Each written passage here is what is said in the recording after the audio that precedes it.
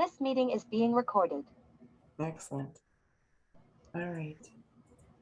So we want to welcome Cindy Blanco is a senior learning scientist at Duolingo, the world's most popular language learning app. Cindy has a PhD in linguistics, and her academic research focused on bilingualism in adults and children. At Duolingo, Cindy applies learning science to develop new ways to teach languages through technology. So I promised you all some fun. We've had a lot of educational things, and not that, what we're going to learn tonight is not educational, but we are definitely going to, we're going to focus on just having fun tonight and learning some, new ways of, hopefully improving your cognition, as well as, keeping what you have in a good place. So that being said, we welcome you, Cindy.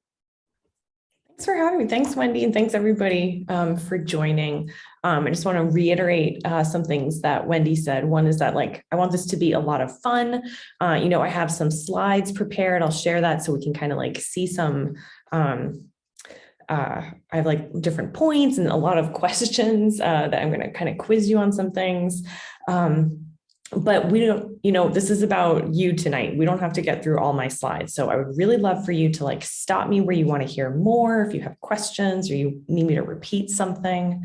And like Wendy said, my background is in linguistics. I have been a little language nerd since as long as I can remember. I've studied lots of different languages, and then I did a lot of research on how people learn languages at different ages. So especially comparing infants with kids and with adults.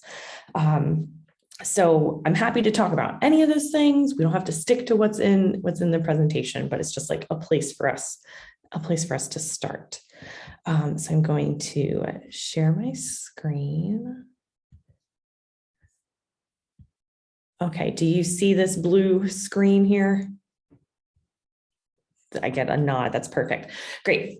So we're going to talk about all different kinds of language learning things. And like Wendy said, I work for Duolingo. And in case you're not familiar with Duolingo, it's a language learning app. It's totally free. You can download it on your phone or an iPad. There's also just a website that you can use to study over 40 languages. So you can choose which language you want to study, and we have some things that you might expect, like Spanish and French, and we have some less commonly studied languages like Scottish Gaelic or Hungarian and Finnish. So there's all kinds of languages available. And something I think is really important is that all of the content is totally free. So you're not charged for any of these courses. You can study as much as you want, as many languages as you want. And something else that we focus on at Duolingo is using gamification. So to incorporate fun, right into the learning experience. I already told you that I am definitely a language nerd, but even saying that, there were plenty of times that I was not enjoying the language classes that I took in middle school or high school or college. And, there were some things that were fun, but there are other things that just felt like bland worksheets, or filling in the blanks. And so Duolingo really tries to make the whole experience of learning a language really fun. And also, especially our biggest courses, the ones that are most advanced, most developed, are aligned to these international standards. And so you really can learn from them. We recently did some research that found that if you complete 5 units in one of the biggest courses, like our Spanish course or our French course, that you learn the equivalent of studying for 4 semesters in college. So if you stick with it, you really can learn. But that's probably what I'm going to say through the whole talk. Language learning takes a really long time. So you just have to stick with it. This is just, again, this is the only time in the talk I'm going to talk about Duolingo. If you have questions, we can talk about it, but the Duolingo part kind of ends here. This is an example screen in one of the courses. And so this is what it looks like for people who are studying Spanish. You kind of work through all these different bubbles, these colorful bubbles about different topics, and you do lessons on the topic, and then you can move on to the next row. And so you can keep scrolling the screen, and it goes on for rows and rows. The content gradually gets harder, covers all different kinds of topics. And you'll see kind of regular lessons, but we also have like little short stories that are like cute little dialogues between characters. There's lessons that focus on listening. There are lessons that focus on grammar. We also have podcasts. If you're a podcast listener, that are aimed for learners. So if you're someone who's learning Spanish, you could listen to a podcast that's mostly in Spanish, but it's like easy Spanish. It's like made for learners, and there's lots of English in it to help explain some things. And as I said, pronunciation. Yes. Pronunciation. Yes. So in the lessons, let me see, do I do in the next slide? Not really. Yeah. So in our regular lessons, you'll sometimes be prompted to repeat a sentence or answer something, and you actually like speak to the phone, right? You're just speaking to the technology, and it automatically grades your speech. And so I really like this because a lot of people have like apprehension about kind of speaking a new language. And so sometimes it's a lot more comfortable to get used to speaking just to your phone or just to the computer. So yeah, there's lots of pronunciation exercises, and the lessons do this automatic grading. So it'll tell you, well, you pronounced this word okay, but this is the word that you didn't pronounce so well.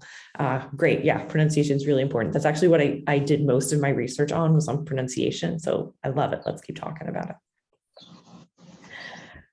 Great. And so here are some examples of the kinds of lessons you might see, these little exercises in the app. And so you can see here's one in German, and you press these little, these words to complete a sentence, or you might listen and have to type the sentence.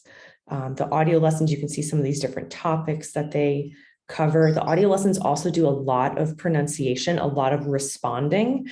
So that one, you talk a lot to yourself in the app. And here's one of these little short stories on the side there. Okay, so that's about Duolingo. And like I said at the start, especially maybe if you've just joined, I'm just going to tell you some of the things that I think are kind of most amazing about how language in the brain works. Stop me if you have questions. I could chat about this stuff all day, but I'll kind of, again, like this is a starting point, some things we could talk about, and we can take the conversation wherever you want to go from here. So the first thing that I really want you to know, and to leave this chat knowing and believing, is that everyone can learn new languages. And it doesn't matter your educational background, how old you are, whether you've studied a language before, whether you're coming back to it after maybe, something you studied in high school a long time ago. And really the most challenging thing for adults learning a new language is staying motivated, because it takes a long time, and to get the right kind of practice and like interaction with the language. And so it's true that like learning lots of things gets more difficult as you get older, but it's not always for the reasons that people think. Like there are definitely changes in your brain that make things a little bit harder, a little bit slower to learn. But when it comes to language, there's also just so many fewer opportunities for adults to get the right kind of practice and intense practice. And I think it's a really good comparison to think about kids. That if you can think about like a 5-year-old can say a lot of things. Like we're all English speakers here. And so if you imagine, a 5-year-old knows tons of things in English. But they also say some wacky things, or they might still say things like, I go to the store. There's like all kinds of things that kids are still figuring out. They don't know a lot of words. They also don't know a lot of rules about like what's okay to say or what's kind of rude, right? Kids often don't have much of a filter. And so if you think about like, well, how old does a kid have to be before they're not kind of making those mistakes, or they really know most words? And it might not be until like, I might say like 7 or 8, until they're like really good conversation partners, maybe. And, this changes. Some kids are older, some kids are a little bit later. But But man, if it takes them 7 years to learn one language, like, of course it takes you a long time. Of course that's really hard. Not to mention if you're an adult, you're busy, you have a family to take care of and jobs and responsibilities and bills and things. So kids who have the best chance of learning a language, they have it easy. They don't have to worry about bills and work. And even then it takes years. It takes a really long time. So I think sometimes adults can be really hard on themselves. Learning a new language is a hard thing to do. It's going to take time. And even the best little learners take years and years to figure it all out. So be gentle on yourself. So here I just want to kind of say out loud, because this gives us some more ideas of things we could talk about, that when linguists or, those of us working at Duolingo think about all of the things you have to learn in a new language, here's kind of the list of those things. So if you think about the actual stuff you have to learn in a new language, you have to learn the pronunciation of the language. You have to learn how to understand the different sounds, but also say the different sounds. So there's 2 parts of pronunciation there. Of course, you have to learn tons of new words. You also have to learn grammar, how to put those words together. And then there's rules of conversation, what is appropriate in a given circumstance.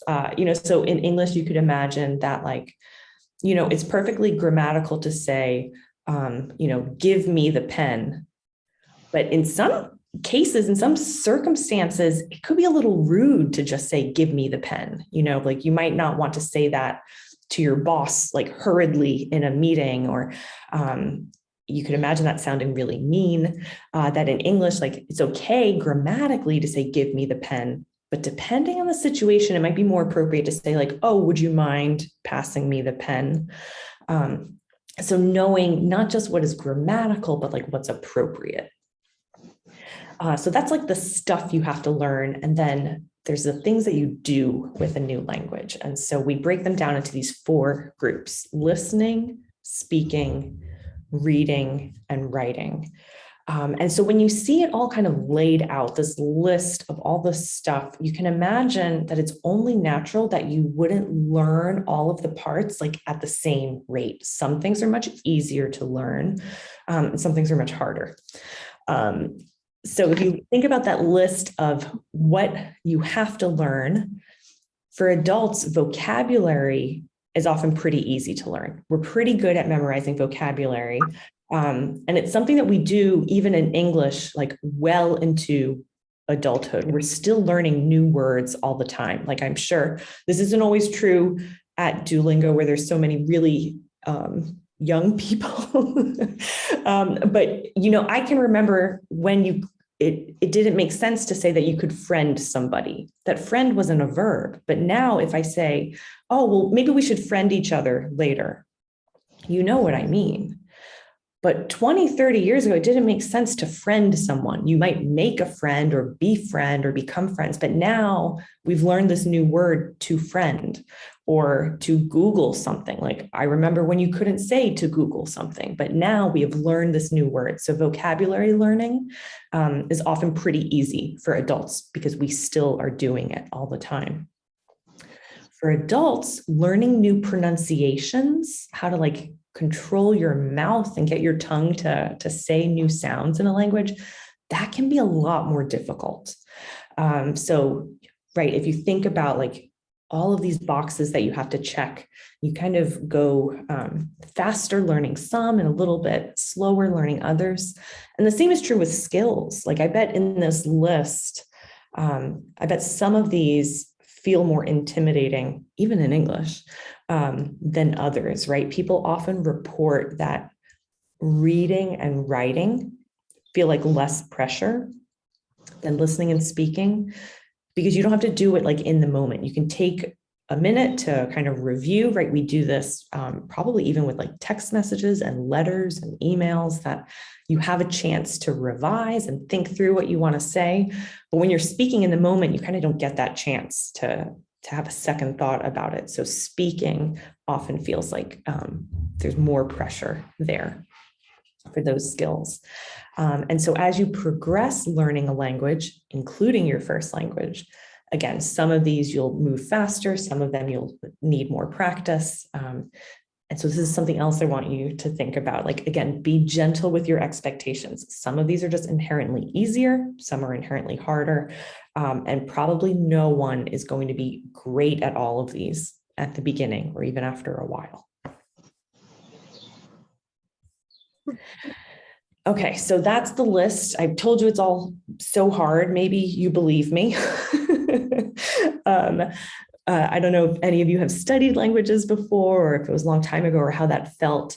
But I hear at work when I've interacted with people who are using the app that it does feel hard. Okay, so why does it feel that hard? And there's plenty of reasons. One of the reasons is that some parts of language, even like I said for English, you have been learning not just for your whole life, but even before you were born. So some parts of language you start hearing at the end of the third trimester.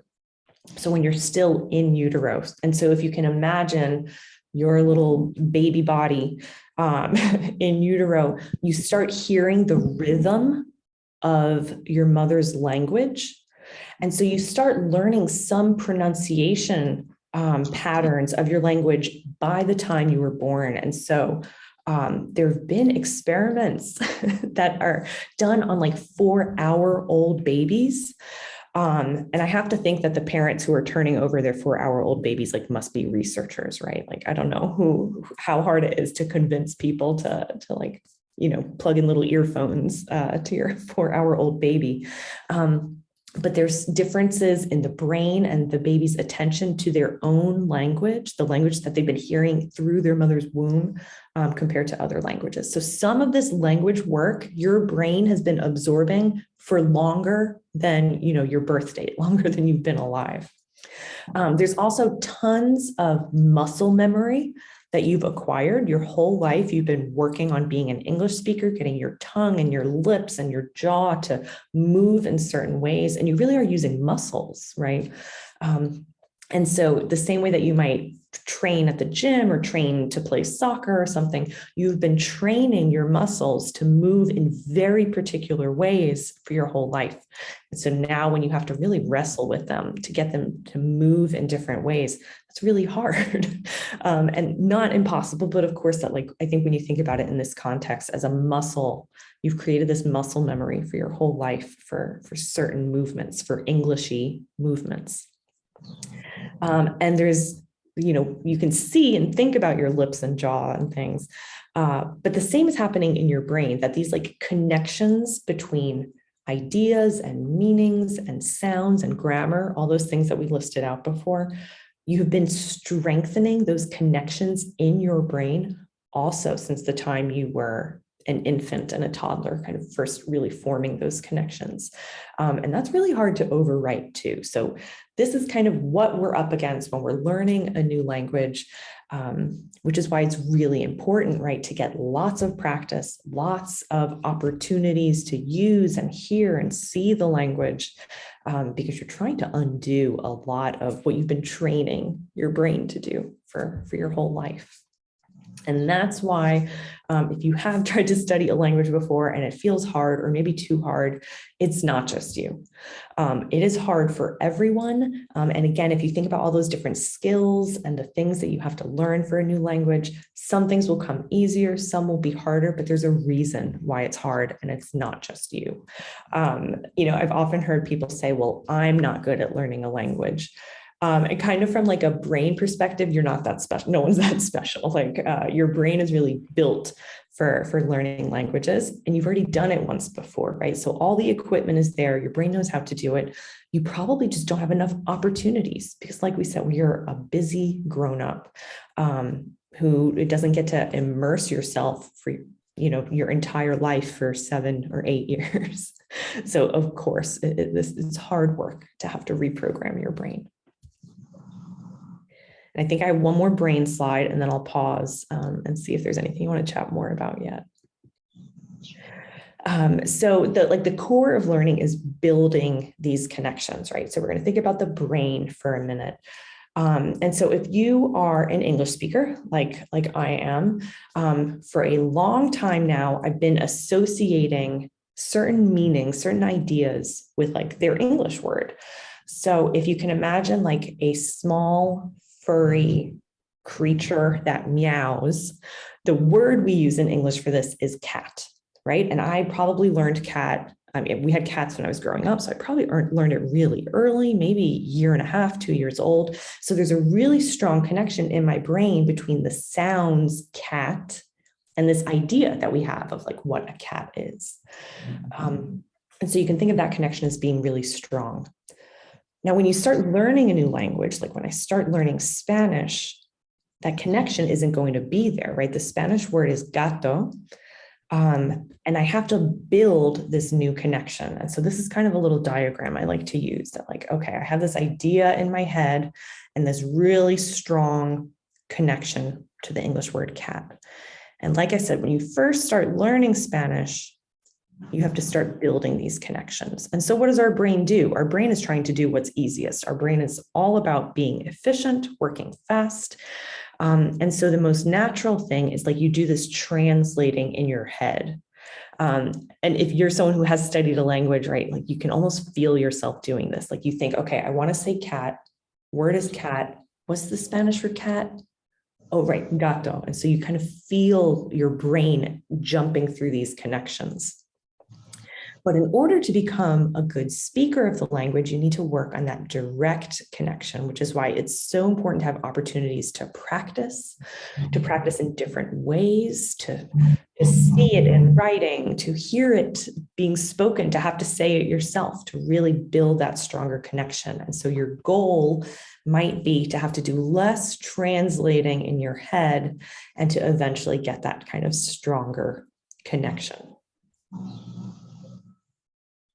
I like to have visuals. I thought I'd throw that one in. So we've talked a lot about how hard it is, and it is, but again, it's not impossible. There are lots of things that you can do to help yourself learn a language. And here are some things that I recommend. I think the first one that's really important is to set meaningful goals that you can accomplish in the short term. I don't at all recommend saying like, well, I want to be fluent in Spanish by the end of the year. That is a huge goal. We talked about how it takes kids, maybe as many as 7 or 8 years to become like competent English speakers.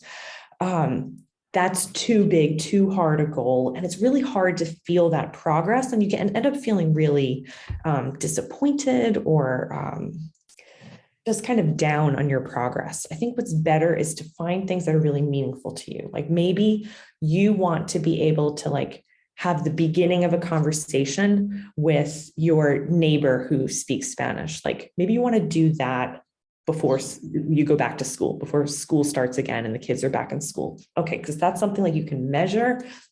You can kind of check that box in your head. You know what it means to say, hey, good morning, have a nice day. And it's not that far in the future. And that way, when you are able to check that box and kids go back to school, you can set the next short-term goal. Well, now I want to be able to ask them how their day at school was. And maybe that's my goal by Christmas, to be able to ask some questions. So you kind of set these like short-term goals that are really about what you want to do with the language. And like I said, it could be like, you want to chat with the neighbor kid. Maybe you have a trip coming up. I'm studying Italian right now because I'm going to Italy with my family. And so I just want to like feel good enough in Italy to kind of help order things in a restaurant. I don't need to sound like a smooth politician. I don't need to sound like an orator or a poet or anything. I just want to like have a good time and kind of feel good about like ordering. I want to be able to order what I want when I go to that restaurant. So short, meaningful goals. I would start with small things. I would also encourage you to look for like, there's so many free resources now online with apps like Duolingo, but also on YouTube. And we'll talk about some other things that you could do that if you're someone who's interested in learning a language, I would not start right away with like, some of these courses can cost hundreds of dollars, even more than that. Like first, figure out what you like, figure out what motivates you and engages you. And there's so much free stuff out there, podcasts and YouTube and websites and apps. Start there, get a feel for what you like and what you might be looking for before you pay what could be a lot of money. I also recommend building study habits like into your existing schedule and the stuff that you already do. So if you're someone who like always has a morning coffee, maybe you pair a little bit of studying with your morning coffee, and it doesn't have to be an hour, but maybe that's a chance where you do whatever it is you like to do, whether it's podcasts or lessons or looking at a web page. Maybe it's something you like to do right before bed, or where you're waiting to pick someone up from an appointment. Like figure out what your schedule is like and fit in those study habits like right into what you're doing anyway.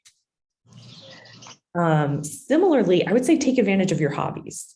So if you're someone who really loves music, or you always have music on in the background, maybe look for music in the language that you want to study. And that way you're just like casually incorporating it in ways that you like anyway.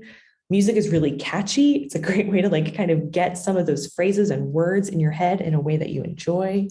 If you're someone who loves to cook, maybe you try recipes from, either from that culture or eventually in the language itself. And that way you're learning food words and cooking words, things that you care about. So think about like, well, what are your interests and how can you build in these easy and free ways? I think it's also really helpful for motivation to find ways to make learning social. And that could mean a lot of different things to different people. So like in Duolingo, people can like follow each other, kind of friend each other on the app. And so you can kind of get notes that might say like, oh, well, Cindy just completed a lesson, and you could give them a high five. And so I could see, oh, well, Wendy completed a lesson. I can, kind of respond to her that way. So some people are really motivated like that. There's also like lots of learner communities where you can do like these virtual meetups. Duolingo has some of those too, that for people who really like this kind of social experience, you can do this, but with learners to practice in kind of a safe setting where you're maybe you don't feel as like pressured to perform as when I'm going to be in Italy trying to order in a restaurant, but you can do it like casually with other learners. So think about ways that you can make learning social. And the last thing I'll say here is that, when you're thinking about those short-term goals, think about what you need to know in a language. Do you need to be super highly proficient and sound like a professor? Or is it okay to be conversational, depending on what you want to do with the language? And even the act of learning, the act of doing this kind of regular studying with something like language learning, because it's building those connections, even just trying to learn benefits your brain. And so there have been studies that show these kinds of cognitive benefits after just 4 months of study, right? And no one's fluent in 4 months. So it's not that these people are like really highly proficient or impressing people with their amazing language. It's just that act of studying and building those new connections in your brain that really has these positive impacts. Okay, I'm going to stop there. I talked so much. Let's see if you have any questions or more things you want to chat about before we keep going. Yes, hi. Hi. I don't have my, oh, there. Can you see me? Yes, hi. Hi, I have been doing Duolingo French now for over 2 years. I don't know. Sometimes I feel like I'm getting really good because I don't know how many. I guess there's like 5 lessons in that beginner one. Like the first year I got really far, and then for some reason I disconnected or got rid of the app and then I put it back on. So I had to start all over again. So I'm back going through it again and going really good. And and listening to you, you're so right, because there's some things that I just can't get. Yeah, it's hard. Yeah. Go over and over and over and even write it down. like you're right about the vocabulary, because I started taking French in like seventh grade, seventh, eighth grade, and then I think I took a little break in ninth grade. Then I picked it back up in a sophomore in high school. Um, so I had that little bit, and then I didn't like really pick it up again until a few years ago. And then, like I said, 2 years ago when my grandson, he was doing Spanish on Duolingo, Mhm. and we were, I said I can't do Spanish, and I tried that. But do you have any more recommendations for them places that I feel more stuck than others? Mhm. Like you were Mhm. mentioning, I mean, what can I do for those? Yeah. So some things that you could do, I mean, I like this idea that you mentioned about like writing things down. So something that helps with learning is to have to process it, to kind of like slow yourself down and make you and your brain kind of like break it apart. And so I like the idea of like writing it down. Something that works for some people is to like also maybe take screenshots of sentences that were hard or words that they want to practice. And so you can kind of see those in a place. There's also more that we're doing in other parts of the app. So I work a lot on the Duolingo blog, and we just did a series of posts about French. And so there's like lots of tips and things that we're putting in other parts of like kind of this Duolingo world that will eventually be getting into the app with more tips for pronunciation or like grammar points. We just did a big post about French spelling with, I don't know if anybody here besides Marie has studied, spelling in French is tough. Yeah, I don't know. I hope you can all see. Yeah, right. We did a post on the accents recently too, what they mean, how to understand them. And so you're right that there's so many different parts of things that you have to learn that I like the idea of writing things down. I think, again, with like the comfort of an app, like repeating things out loud really helps. Again, you're kind of slowing things down and making your brain break it apart. So if you get one of those sentences that's challenging or that like maybe you have to do a couple times before you get it right, you can kind of like if you speak it out loud, this is like you're engaging with it in another way. Something that I don't know if you have seen, Marie, let me get back to it. So on your screen, yours will look a little different. This is a Spanish course. We have these tips. I don't know if you've seen this before. I saw that. Yeah, so they are like these short explanations of kind of behind the scenes a little bit, what's happening, like what is the rule about the thing you're about to learn. And we're testing right now doing even more things with those tips. So expanding them, getting them in more places in the app so that when you realize like, okay, I get the vocabulary, but man, that verb is driving me crazy. Here is where we'll have more information about that verb. Like this is actually what's happening, and French verbs are a little wacky. So there'll be a lot of ones about verbs there. Okay. Those are some All right, ideas. Thank you. Mhm.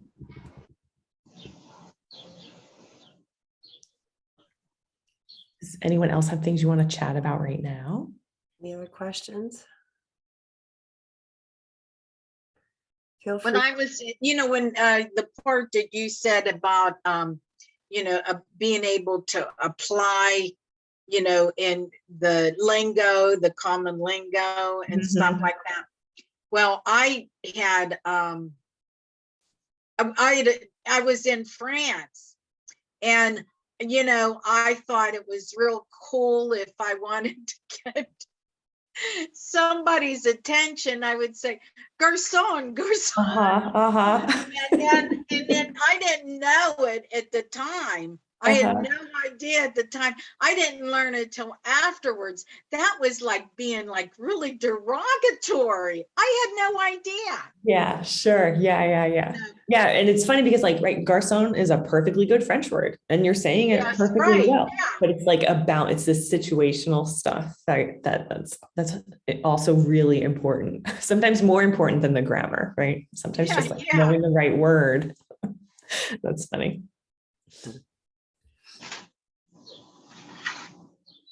I have to say, I even see that. I have a sister-in-law from England, right? And I just assumed that people from England had this, we speak English, right? But we do not. right. Totally. And even the dialects, Cindy, from my niece I was sharing with you that lives near, in Brooklyn, she is married to somebody who's his mom is from Mexico. So we went there, they got married and had the reception in Puerto Vallarta. And just talking to his family, how different, the West Coast to the East Coast with the dialect is. Like they were very insulted if you think they're all the same. We all speak the same Spanish, and it's very different. So the dialects in itself are so different, even like within the United States, right? The Pittsburgh Ease accent, Boston accent. So I find that that's very interesting. And, I would imagine that's like that in other languages as well. Yeah, sure. I mean, I think that's a really great point. So like, even if you know the lots of words and the right place to say them, it's appropriate, then you show up in a place where that's not even the word that's used, so I wonder how often it happens that there's like high school exchange students who've been studying English, they've got really good English, and then they do an exchange in Pittsburgh, and the first time they might hear someone say yins, like what must they think? They kind of did all this studying, all the different terms, maybe they've heard y'all on movies or in songs and things. And then you show up and you're like, man, I don't even know what they're saying. I know that's definitely happened to me. I speak Spanish. Part of my family is Spanish speaking. And I was recently in South America for work, and just, I was traveling with a group of Duolingo people who were from Mexico and Argentina. And in all the different countries, we'd all have to like huddle together and figure out the menus, because nobody's words are the same, right? It's one language. And this, this happens with England too. I don't know if you can think of examples like eggplant in England is aubergine, and a courgette in England is what we call zucchini. And so can you imagine like getting in front of a menu and you have to translate it? Absolutely. It's very interesting for sure. No doubt. Anybody else have any questions or thoughts? Okay, well, I'm going to keep going, and we can come back to that. If you think of a question or you want to get back to that, what we're going to do in the next section is I have, because Duolingo it's the most downloaded education app in the world. We have tons of learners all over the world. And so I can look at the data and figure out what people are studying in different countries, what the different trends and patterns are. And so I'm going to share some of that with you now, but I'm going to make you guess. So if you want to unmute eventually or enter it in the chat, we're going to start by, so like I said, we have over 500 million learners on Duolingo. And so we can ask lots of questions about what people are doing in different places. The first question is, I want us to guess, what are the top 5 languages studied in the US? So people in the US, what are the top languages they're studying? Oh, I can see Janet saying Spanish. Okay, Spanish is a guess. That is on the list. You are correct. What other top languages do you imagine? Japanese, Russian. Oh, wait, who said Japanese? Oh, interesting. We're going to talk about it. Japanese is in the top 5 in the US. Wow. He also says French. Chinese. Interesting. Chinese is not. Oh, sorry. Say again. I think I might have talked over someone. Spanish, French, and Japanese are up there. We're missing 2. German. German is up there. Italian recently got bumped off the list by Japanese. It's number 6 now. It's not that far down the list. There's one that we're missing. Let's see. English was the one that we're missing. Oh. There's so many people in the US studying English that it reaches number 2, even the number 2. So on Duolingo, the way the courses work is that they're really specific, like to the language that you know. So we don't have one Spanish course. We have like a bunch of Spanish courses. We have a Spanish course for English speakers. We have a Spanish course for German speakers, Spanish course for Portuguese speakers, right? And they're all a little different. right? An English speaker needs to know kind of like different things, or you'll make different kinds of mistakes. And the same is true for English. We have 22 different English courses. And so people in the US from these 22 different languages are studying English. Now, globally, the top 5 languages globally are pretty similar. Oh, say again, I spoke over someone again. So let's take a look. There'll be more questions on the next page that I'll need volunteers. So when we think about the whole world, English is the most commonly studied language around the world. Spanish is number 2. French is number 3. And German and Japanese round out the top 5. Okay, so now I have more questions. These are surprises. There's 5 of them here. We'll go one by one. First question is, this is not about Duolingo, but just in general, about how many languages are there in the world? Does anyone know this little stat?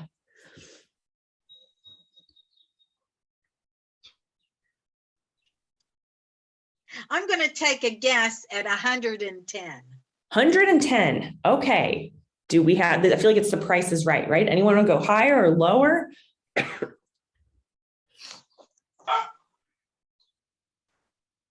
So the answer is over 7,000. Oh my gosh. Wow. And so, and Duolingo teaches 41. So we got a ways to go, right? There's a lot more to do.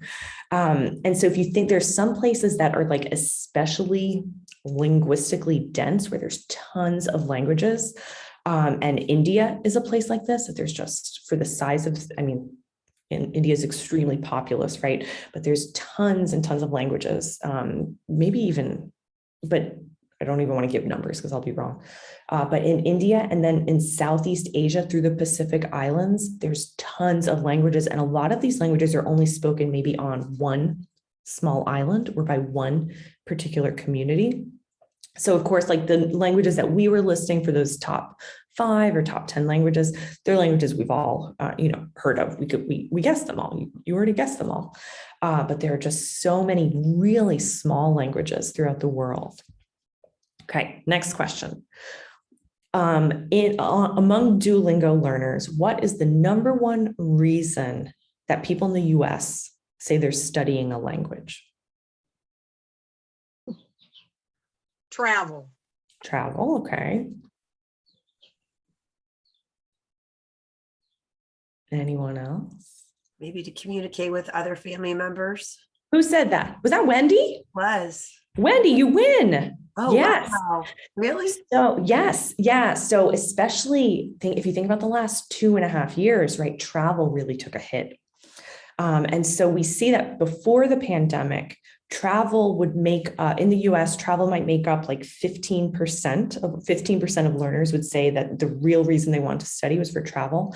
But of course, that took a hit during the pandemic. And so last year, for the first time, surpassing work and surpassing school was family, that people more than ever want to study languages to connect with family. And there's kind of two parts to this family reason, I think. One is that people want to connect with like actual relatives, right? Maybe they have in-laws or grandkids that are learning another language or already speak another language. But a lot of people are studying on Duolingo because of heritage languages, family languages, that their family came from Wales, and so they want to study Welsh, or their family came from Japan and they wish they knew more Japanese. And so people are using language learning as ways to connect with their own heritage. Next question. What is the most popular language studied in Ireland? What is the number one language that people in Ireland are studying? Wow. Gaelic. Who said this? Mary Beth. I did not plant these questions. This is the first time anyone has seen this presentation. Yes, that Irish Gaelic is the number one language that people in Ireland are studying. 2 years ago, it surpassed Spanish for the first time. And this, I think, is so interesting. It kind of started at the pandemic that, right, like if you remember early in the pandemic, all of a sudden our lives were upended, our schedules and kind of our daily habits really dramatically changed. And people started studying languages for these really personal reasons. You know, family is an example of that. And for many people in Ireland, it was an opportunity to kind of dig in and learn Irish. You know, there are parts of Ireland where Irish is more widely spoken than others. And so people around the country used it as an opportunity to like maybe do this thing they've been meaning to do, which was connect with their country, connect with their culture, and learn Irish. Okay, we're wrapping up the quiz. What in most years is the fastest growing language in the world? Spanish. Spanish. Anybody else? The answer is Korean. Wow. That there is huge growing interest in Korean. And so there's a couple ways to think about this. One is that Spanish is a huge language, right? We saw that globally, it's the #2 language that people are studying. And it's, I think when you're that big, it's hard to get like dramatically bigger. So that's one way to think about it. The other way to think about it is that year over year, there has just been this like enormous increase in people wanting to study Korean. This is especially true of young learners. This is especially true. It's not quite as true in the US. In the US, the fastest growing language is Japanese. But in most of the rest of the world, the fastest growing language is Korean. And there's been like a real rise in interest in like K-pop and Korean music. It's really easy now to find like Korean TV shows called K-dramas. They're like what is the word? Soap operas. I was thinking of the word in Spanish, right? Remember the words being connected? I couldn't get my connection back. Lots of Korean soap operas. And if you remember, do you remember like that Squid Game kind of craze in September, October last year, that people are starting to connect like their other interests with language learning? So every time a different episode of Squid Game like was coming out, those weeks at the end of September, there'd be a huge jump in people studying Korean. And so in most years, Korean has been the fastest growing language to study. But this year's been different. This year, what has been the fastest growing language on Duolingo? Did someone say something? What big global event is still happening, but started earlier this year? The pandemic. Not the pandemic. Russian. What about Russian? So you're thinking the right way. The fastest growing language this year has been Ukrainian. And this is true in the US, this is true in the UK, it's true in Mexico, it's true in Peru, it's true in Argentina, that the fastest growing language is Ukrainian. And so what has happened is that as Ukrainian has grown, because of the politics and the optics, right, the way people are perceiving Ukraine and Russia, there's been a drop in Russian learners around the world, that people are kind of using. Again, I think this is part of like the same pattern of people using language to connect with things that they care about, whether it's family, whether it's music and entertainment, that they want to study the language of Ukraine and are kind of feeling uncomfortable, I would say, about studying Russian. Mm-hmm. And I say that as someone who minored in Russian. So like, ooh, there's a lot there. Yeah. Okay, so that was my quiz. Now I'm just going to show you some things that are fun to look at, and we can go back to them. So the most recent data that I have, we do this at Duolingo. We do this yearly kind of summary of language learning trends. We do it at the end of the year, so we haven't done it for 2022 yet. But you can see this is last year's map of the most popular language studied on Duolingo in each country. And so yellow countries are places where Spanish is #1. You can see just how much of the world, I think it's 120 countries where English is the #1 language. There's also lots of French or countries choosing French as the most popular language. But the whole list is becoming a lot more varied, a lot more diverse. That Swahili shows up here, Irish, of course, in Ireland. It's hard to see here, easy to see in numbers. Swedish is the most popular language to study in Sweden. Korean has grown to #1 in Mongolia. That you can kind of just see the diversity here. We can definitely come back to this slide, but just in the interest of time, I'm going to go to the next one, which is the second most popular language. I think this is really interesting, especially because so much of the world kind of needs to study English for economic or school reasons. Sometimes you can find really interesting trends when you look at the second most popular. So after you get English out of the way, now what's happening?